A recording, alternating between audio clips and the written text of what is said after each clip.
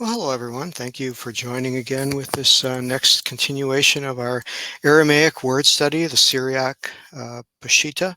So I hope you're enjoying it. I want to share a little bit with you just as we continue to go through. So let me share my screen.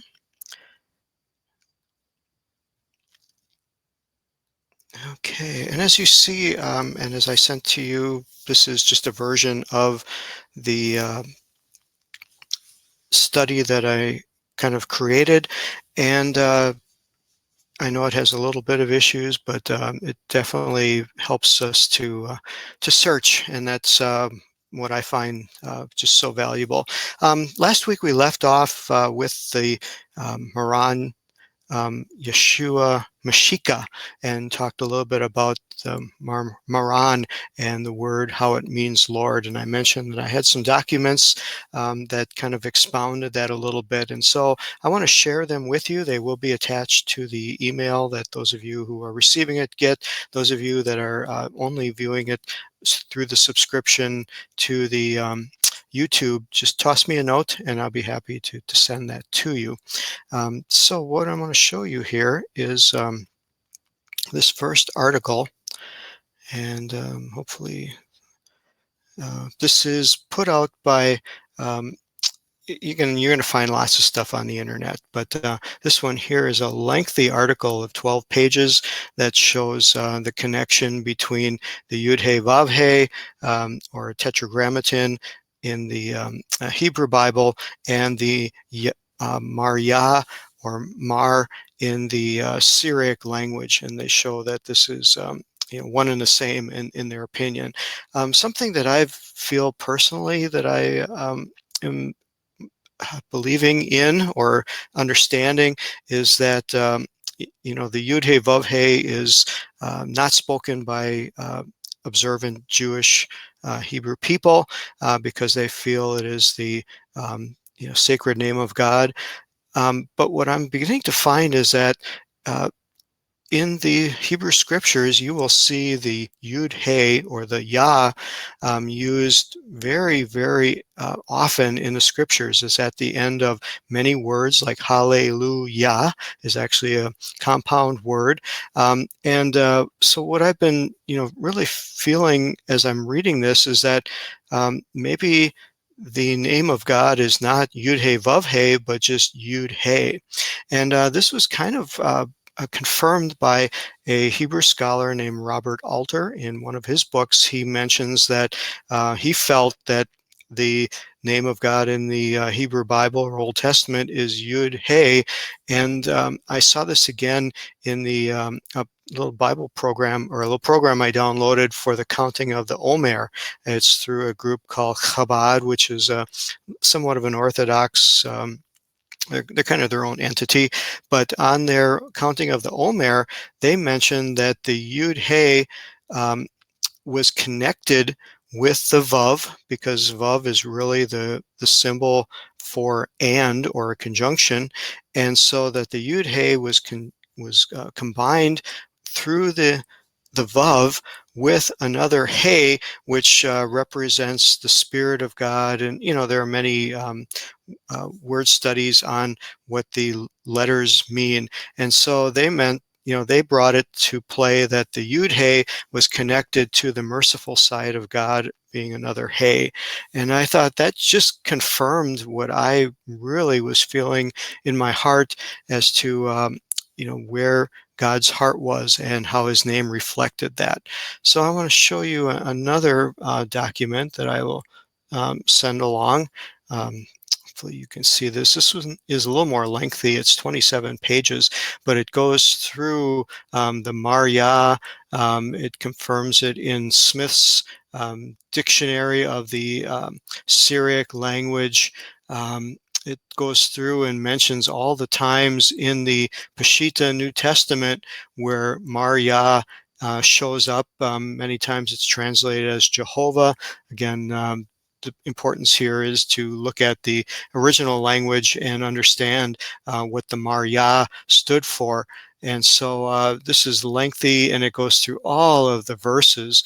And so just another, again, beautiful illustration to me of God's name in the Hebrew Bible, and so I hope you will benefit from that, and wanted to share that with you. So moving on to today's lesson, we're going just to the last two words of verse 1, and we'll be finishing up there. But these are just two really incredible words. In English, it just says, all that Jesus began to do and teach. And so we're going to focus on the word do, which is lemay bad, and the word for teach, which is Valamalathu. Valamalathu. So again, somewhat challenging. I'm practicing it, trying to get used to this, looking at the Syriac vowel pointing, comparing it to the Hebrew square script with its vowel pointing. It won't be long, and this will come quite naturally. And so that's kind of an independent study here. But what I want to point out is, as we look at these words, again, the hot link, when you click on it, please remember this was created in Excel, and so sometimes the cells are a little bit larger, and so you may have to click off the number to get the cell to activate. I'm correcting that as I'm continuing on with the newer portions of it, that I'm keeping those cells smaller so that they'll be easier to click on. But what we want to do here is go to the Dukrana. Again, very interesting how it comes up here. And so what we see in the Dukrana is it gives us this pop-out window, and this is actually from the CAL. CAL is a reference for the Comprehensive Aramaic Lexicon, which is a whole fascinating website in itself. If you care to go there, I think you should go there and see what they have and all the resources. They've done a great job. It's just not quite as friendly as Bible Hub, which we're used to. So, when we look at these two words here of to do and to teach, we see that to do is actually in an infinitive form, which means it just means normally would have the word to in front of it. But what we'll notice is that the word to teach is in from Hebrew, it would be the PL form. Of course, in Aramaic, they use a different form, which is somewhat confusing, which is the PAL. But for the word do, it's combined, and it only has the PL, which is equivalent to the CAL form. And you'll see that in the form that I put together, I put the G, which has a German, is short for a German word, but I just kind of assume it as general. And you'll see that they kind of come through here with the G, the D meaning a doubling or demonstrative. I just assign my own understanding to it. So when I see the G underneath the verb, I know it's just a general dictionary form. When I see the D in David, like in David, I know that it is a doubled or more of an intensive form. And so what I was concerned with is why the word do was not intensive, but the word teach was intensive. And then as I started to look at this, I found that it does say that this word avad here, which you'll find, those of you that know Hebrew will find that it is very closely tied to the word to work, tied to the word, and again, the words in Hebrew of to work and slave and servant and so forth are all very closely tied together. So this word to do is also listed in here. But we see that they're saying that this word is something that is not clearly identified, whether it's an intensive form or whether it's just the dictionary textbook unintensed form. And so they're saying it can be both. And I thought that was quite an interesting understanding here of this word to do. And it made me feel more like it matched the word teach in a better way. And so this is again, an interesting understanding of it. And I encourage you, and it's spelled out here, that it shows that there's no such um, uh, distinguishing between the pa-el and the pi-al, which would be the G or the D form, the um, standard form and the intensive form. And so you really can't tell. So we would be just as um, understood as to think of this in an intensive form of to do. And so I thought that was a perfect way to put this and match this together. It's also in an infinitive form, so it would have the lamed preposition meaning to, um, giving it the to do, the action that this is something being carried out.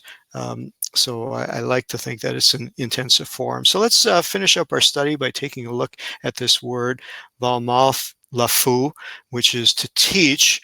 And so we're going to take a look in the Dukrana and see what we see here. I'm working with two screens, so that's why I'm dragging one in, but you should be able to see once I do that.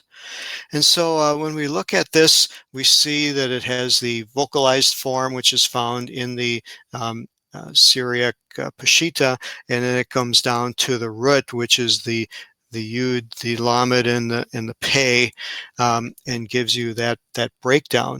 But what I like here is this is shown in the intensive form, the pa-el, or the Div form, which is more intensive. And as we look at it, this word to learn makes kind of a mixture between the word to know, as those of you that know Hebrew would know is yad or yada, used many times through the Hebrew Bible, meaning to know. But this word here kind of brings it together in that the understanding is to teach, but it has a double meaning, a double object of both the learner and the subject have to be affected. And of course, there's many sayings like that in English that, a teacher hasn't taught if the student hasn't learned, and that a person's just gone through their formula and their exercise, but the real goal is to have the person learn, that the student has to learn. And so this word here brings in a very interesting understanding that as Jesus was teaching, he wasn't just sometimes we'll confuse it with preaching. Preaching, of course, we all have been accustomed to, that is more of a lecture type, and of course the preacher hopes for a response in the person's heart. But when we come to teaching, we don't always think of expecting a result, or having the emphasis on making sure that the person receives something from the teaching. I mean, we say it, but this is an emphatic understanding to me that when Jesus was teaching, his emphasis was on people learning. His emphasis was on being a communicator and on making sure that they didn't just hear the words and walk away dumbfounded. He wanted them to learn. And I believe that fits in with I think it's John who writes at the end of his epistle that even though he finished his writing of the Gospel of John, he said that the world could be filled with volumes of books on all that Jesus did and said. And so that makes me really feel that when he was teaching, there were many more words that were spoken by him to be able to connect with the heart of the listener so that they became a learner and that they became familiar. I mean, even the word learn here ties into the word yada in Hebrew, which is to be familiar with, to be intimate with. It even uses the word to have a sexual connection. And of course, we know that to be intimate, you have to, in the intention that's listed in the plan of God, is that the intimacy occurs in a emotional state before it ever occurs in a physical state. And so it's interesting to see that. What we want to do now is just click on one of my favorite commentaries, and that is Yastro's.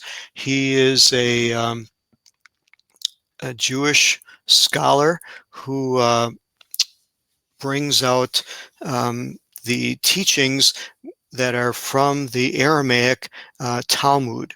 And these are the extra biblical writings that the rabbis and the scribes, Pharisees, Sadducees all had in a verbal form or oral tradition, but were later compiled in after the Common Era started, so that they wouldn't be forgotten. But there's richness in here of understanding, and especially when we start looking at the Peshitta, the Syriac script, is to take a look at these words and what they meant to the Jewish people. And so we come to the word, and these would be in the root form, so they would be the Yod, Lamed, Pei, and of course I'm using the Hebrew pronunciations, not so much the Syriac pronunciations, because most of you are Hebrew learners. And so it says to get accustomed to learn. Okay, supports what we had been looking for, knowing that this was meant on having the relationship.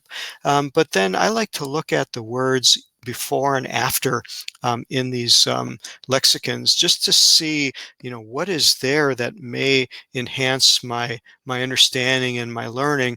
And so I see that one of the words here is the Yud Lamed Pei with an Aleph after, which goes into a silent mode. It changes the vowel pointings a little bit, but it's the word for ship of a boat or a vessel. And I thought that was just a beautiful parallel to the word to teach, of many comparisons of a vessel carrying knowledge, carrying the thoughts and the ideas and what the emotions that the teacher is trying to convey. It's a vessel, it's a means of communicating, of delivering those thoughts to the learner. And so I just wanted to point that out to you and encourage you to go through some of these lexicons. You'll find some are not as useful as others. I like the MJ, which is the Marcus Yastro, and I also like the PS, which now what you'll find, it'll throw you a little bit, is the Aramaic and the Syriac have different alphabets, different letters that are used, and there's no standardization. And so you're going to see slightly different script here that has the Aleph in a different form, has some of the letters in slightly different form. Don't be put off by it. Just you'll get used to it, and it's just the way it is. It's the references that we have. And so you'll see you'll find the word in here. And again, I find that interesting that many of the words surrounding the word for learn have also to do with begetting, bearing, bringing forth a child, birthing. And so tucked right in here as a learner is surrounded by words that talk about birthing and bringing life, begetting and being born. And I can also find those parallels there of learning, creating a birthing and a life being changed. And so that again is the beauty of doing these word studies. I'm just thrilled to be able to do them in the Aramaic and the Syriac, like we've been accustomed to doing in the Hebrew through Bible Hub. So I pray God's blessing upon you, trying to keep these studies short as possible. I know I went a little long today, but I pray that you will be blessed by this, and that God will touch you and encourage you, and that just keep working on it, keep practicing it. We're going slow, but we're going to be thorough, and by the time we get done someday, we'll be well versed in this. So God bless you and have a wonderful day.